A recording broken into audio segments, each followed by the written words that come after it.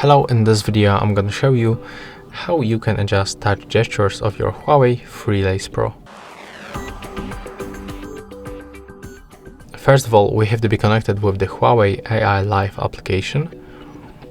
And next we have to select our earphones from the list. Right here we have to go to the gestures. And as you can see, we can adjust gestures for the left earphone.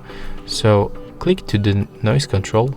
If you select the known, go to the noise control, and right here you can decide if you want to use the noise cancelling or, for example, only the awareness mode. So you can just adjust these options right here. And unfortunately, that's the only gestures that you can use on these earphones. So yeah, that's all for this video. Hope you like it.